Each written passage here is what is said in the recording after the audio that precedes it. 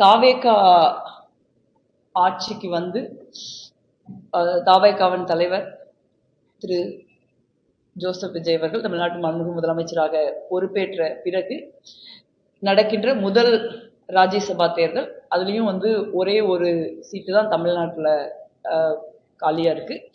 அந்த சீட்டை வந்து மிக பெருந்தன்மையோடு காங்கிரஸ் கட்சிக்கு தாவேகாவின் தலைவர்கள் ஒதுக்கீடு செய்திருக்கிறார்கள். அதற்காக என்னுடைய மனமார்ந்த நன்றியை தெரிவித்துக் கொள்கிறேன்.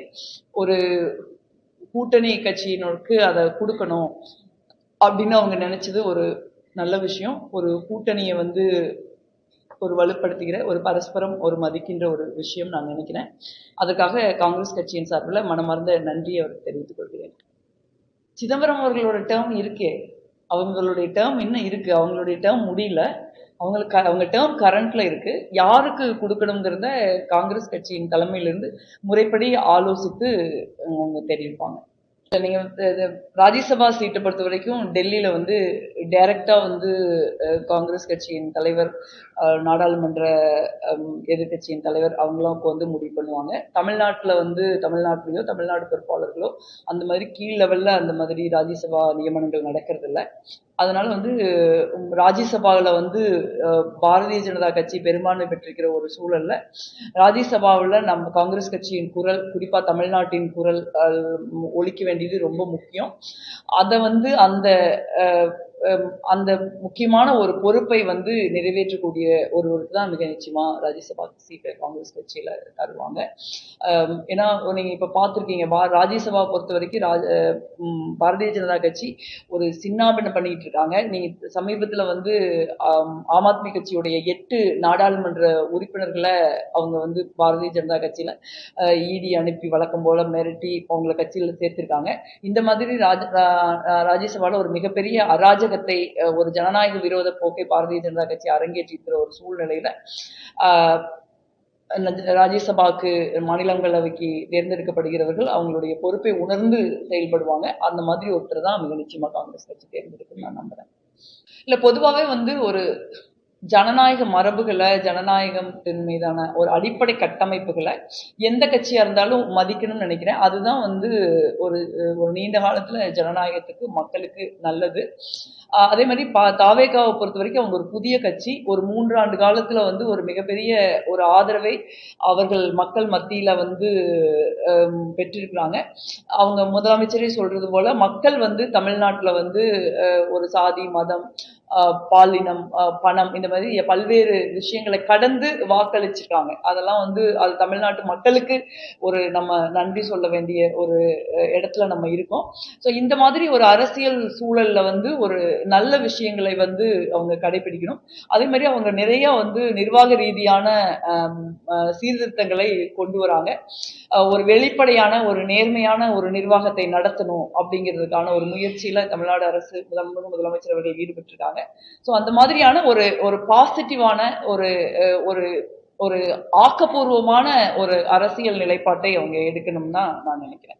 ஏற்கனவே மின்சாரத்துறையை பொறுத்த வரைக்கும் ஏற்கனவே மாண்புமிகு அமைச்சர் அவர்கள் வந்து ஒரு ஆய்வு நடத்தி 2 அதிகாரிகளை வந்து சஸ்பெண்ட் பண்ணியிருக்காங்க. ஒரு அரசாங்கம் பொறுப்பேற்று நீங்க கொஞ்ச நாள் தான் ஆகிருக்குது. அவங்களுக்கு ஒரு டைம் கொடுக்கணும்ல. அது ஒரு கடல் மாதிரி ஒரு டிபார்ட்மெண்ட். நீங்க எல்லா துறைகள்லையுமே வந்து அவங்க எல்லாமே புதுசா வந்திருக்காங்க. ஒரு நிறைய பேருக்கு வந்து அமைச்சரவையில, அரசாங்கத்துல இருந்து முன்னர் ஒரு முன் அனுபவம் கிடையாது. ஸோ அப்படி இருக்கிற நேரத்தில் அவங்களும் எல்லாரும் அமர்ந்து ஒரு ரிவ்யூ கூட்டங்களை நடத்தி என்ன துறையில நடக்குது அப்படின்னு புரிஞ்சுக்க அவங்க முயற்சி பண்றாங்க. ஸோ அதுக்கான அவங்கள டைமும் கொடுக்கணும். அது ஒரு கடுமையாக தாவேகா வந்து திராவிட முன்னேற்ற கழகத்தை கிரிட்டிசைஸ் தேர்தலில் பண்ணி ஒரு தேர்தல் அவங்க எதிர்கொண்டிருக்காங்க. இந்த மாதிரியான ஒரு அபத்தமான குற்றச்சாட்டுகளை வந்து பாஜக சொல்லக்கூடாது.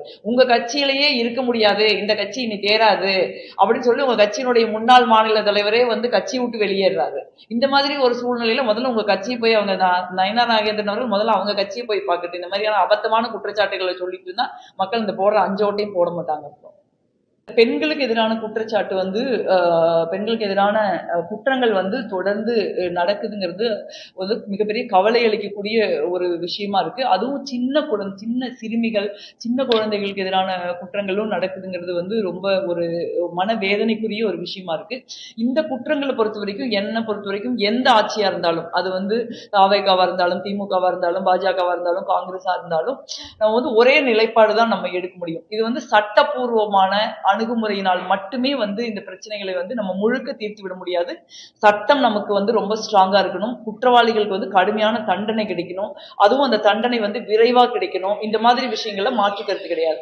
ஆனா அதே மாதிரி குற்றங்கள் நடக்காம தடுக்கிறதுக்கு என்ன விஷயம்னு சொல்லி நீங்க பார்க்கணும். நீங்க ஆரம்ப கல்வியிலிருந்தே வந்து ஒரு பெரிய மாற்றத்தை ஆரம்ப கல்வியில நீங்க வந்து உயர்கல்வியில ஒரு பெரிய மாற்றத்தை வந்து தமிழ்நாடு அரசாங்கம் கொண்டு வரணும்னு நான் நினைக்கிறேன். ஏன்னா சின்ன வயசுல இருந்தே நம்ம வந்து ஒரு ஒரு ஒரு பெண்களை வந்து அப்ஜெக்டிஃபை பண்றோம். ஒரு பெண்கள்னா ஒரு உடல், அவங்க ஒரு செக்ஷுவல் ஆப்ஜெக்ட், அவங்க வந்து அவங்க அவங்க உடலுக்கான உரிமை வந்து ஆண்கள் கிட்ட இருக்குது. அவங்களுக்கு வந்து அவர்களை வந்து ஒரு ஒரு அறிவு சார்ந்தவர்களாகவோ ஒரு ஒரு கடுமையாக பணிபுரியக்கூடியவர்களாகவோ திறமை சார்ந்தவர்களாகவோ பார்க்க மாட்டேங்கிறாங்க சமூகத்துல. ஆனா பெண்கள் தொடர்ச்சியாக தங்களுடைய அறிவை திறமையை நிரூபிச்சுக்கிட்டே இருக்காங்க. அப்ப வந்து இது வந்து தொடர்ந்து அப்ஜெக்டிஃபை பண்ண சமூகத்துல, வீட்டுல, அரசியல்ல, சினிமால எல்லா இடங்கள்லயுமே தொடர்ந்து பெண்கள் அப்ஜெக்டிஃபை பண்றது, அவர்களுக்கு எதிரான குற்றங்களை ஊக்குவிக்கிற மாதிரி படங்கள் எடுக்கிறது, டெக்ஸ்ட் வர்றது, குடும்ப வன்முறையை வந்து குழந்தைகள் வந்து நேர்ல பார்த்து வளர்றது, இந்த மாதிரி பல்வேறு விஷயங்கள் வந்து இந்த மாதிரி பாலியல் தொடர்பான குற்றங்கள் அதிகரிக்கிறதுக்கு காரணமா இருக்கு. தமிழ்நாட்டுல மட்டுமில்ல, இந்தியால வந்து மிக கடுமையான அளவுல குற்றங்கள் நடக்குது. ஒரே வித்தியாசம் என்னன்னா, தமிழ்நாட்டுல எந்த அரசாங்கம் இருந்தாலும் குற்றவாளியை பாதுகாக்க முயற்சி பண்ண மாட்டாங்க. கடந்த திமுக அரசாங்கத்திலேயே அது நடக்கல, இந்த அரசாங்கத்திலேயே அது நடக்கல. ஆனா பாஜக அரசாங்கமா இருந்தா அவங்க குற்றவாளிகளை பாதுகாக்கிறதுக்கு, பாதிக்கப்பட்ட பெண்களை வந்து வந்து அவங்கள வந்து அழித்தொழிக்கிறதுக்கு எல்லா வேலையும் பண்ணுவாங்க. சோ அந்த வித்தியாசம் தமிழ்நாட்டுல இருந்தா கூட ஒரு ஒரு நல்ல விஷயமா வந்து ஒரு அடிப்படையில முன்னெடுக்கணும். பார்லிமெண்ட்ல வந்து நான் ஒரு பிரைவேட் மெம்பர் பில் போட்டிருக்கேன். ஜெண்டர் ஈக்குவாலிட்டி அண்ட் ரெஸ்பெக்ட் பில்லுன்னு சொல்லி அதுக்கு பேரு. அது வந்து ஆரம்ப கல்வியிலிருந்து கல்வி முறையில வந்து இந்த மாதிரியான பெண்கள் சமத்துவம், பாலின சமத்துவம், பாலின மரியாதை, இந்த மாதிரி விஷயங்களை வந்து நம்ம ஆண் குழந்தைகளுக்கு சொல்லி கொடுக்கணும் அப்படிங்கிறது தான் நம்ம அதுல வலியுறுத்தி இருக்கோம். அந்த மாதிரி ஒரு முயற்சியை வந்து தமிழ்நாடு அரசாங்கம் முன்னெடுக்கணும். இதை நானும் போய் பள்ளிக்கல்வித்துறை அமைச்சரையும் உயர்கல்வி அமைச்சரையும் பார்த்து இது தொடர்பா பேசலான் இருக்கேன். இது வந்து ஒரு அரசாங்கம் மட்டுமே, ஒரு காவல்துறை மட்டுமே வந்து தீர்த்தரக்கூடிய பிரச்சனை கிடையாது எந்த ஆட்சி இருந்தாலும். இது வந்து ஆனா ஒரு சமூகமாக, ஒரு குடும்பமாக, ஒரு அரசியல் இயக்கங்களாக, ஒரு அரசாங்கமாக நம்ம எல்லாரும் இணைஞ்சு இந்த பிரச்சனைக்கு ஒரு தீர்வு காணணும். ஆனா வந்து குற்றவாளிகள் மீது கடுமையா நடவடிக்கை எடுக்கணும். அது உடனே எடுக்கணும். அது வந்து எடுக்கிறாங்க. அது இன்னும் வந்து அந்த ஒரு குற்றவாளிகள் மத்தியில பெண்களுக்கு எதிரான குற்றங்களை செஞ்சா நமக்கு பெரிய தண்டனை கிடைக்குங்கிற பயம் வந்து வரமாட்டேங்குது. சோ அதை வந்து நம்ம டீல் பண்ணணும்னு நான் நினைக்கிறேன். பாஜக தலைவர் அண்ணாமலை, முன்னாள் மாநில தலைவர் அண்ணாமலை வந்து ஊடகங்கள்ல தொடர்ச்சியா அந்த மாதிரியான விஷயங்கள் வந்துகிட்டு இருக்கு.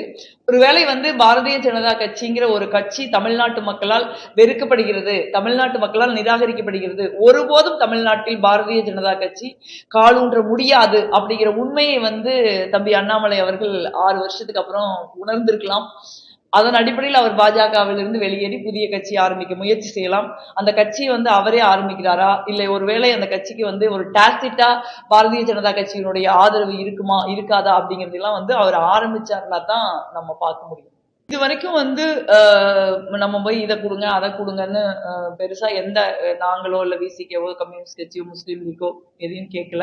பட் உள்ளாட்சி தேர்தல் வர்றப்ப மிக நிச்சயமா வந்து ஒரு கூட்டணிங்கிற முறையில எல்லாரையும் வந்து அனுசரிச்சு எல்லாத்தையும் ஒரு கான்பிடன்ஸ்ல எடுத்து எல்லாருக்குரிய மரியாதையை கொடுத்து உள்ளாட்சி தேர்தலில் போட்டியிடுறதற்கு மாண்புமிகு முதலமைச்சர் தவைக்காவன் தலைவர் அவர்கள் நிச்சயமா அதுக்குரிய ஒரு ஏற்பாடு செய்வாருன்னு நான் உறுதியா நம்புறேன்.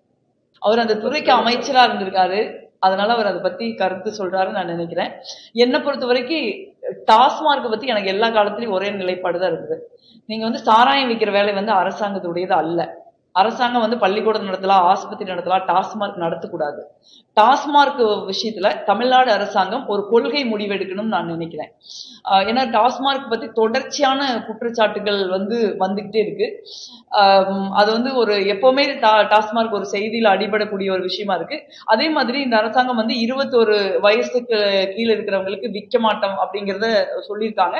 விற்க கூடாதுன்னு சட்டம் இருக்கு. ஆனா நீங்க பாத்தீங்கன்னா டாஸ்மார்க் அவுட்பிட்ல வந்து 21 வயசு கீழே இருக்கிறவங்களுக்கு காலகாலமா நீங்க வந்து லிக்கர் வித்துக்கிட்டு தான் இருக்காங்க. ஸோ 21 வயது கீழே இருக்கிறவங்களுக்கு அது விற்கக்கூடாதுங்கிற ஒரு நிலைப்பாட்டை வந்து அவங்க உறுதியா எல்லா இடங்களையும் அமல்படுத்தணும். அதே மாதிரி இந்த கடைகளுடைய எண்ணிக்கையை அவங்க வந்து படிப்படியா குறைக்கணும். ஏன்னா நீங்க வந்து தமிழ்நாட்டுல குற்றங்கள் நடக்கிறதுக்கு நீங்க வந்து குடியும் ஒரு மேஜரான காரணமா இருக்கு. அதை மாத்திரம்னா நீங்க கொஞ்சம் கொஞ்சமா வந்து கடைகளை குறைக்கணும். அதே மாதிரி அரசாங்கம் அதை நடத்தாம இருக்கிறதுக்கு என்ன வழியோ அதை வந்து ஒரு கொள்கை முடிவை வந்து தமிழ்நாட்டுடைய முதலமைச்சர் அவர்கள் எடுக்கணும்னு கேட்டுக்கிறேன் நான்.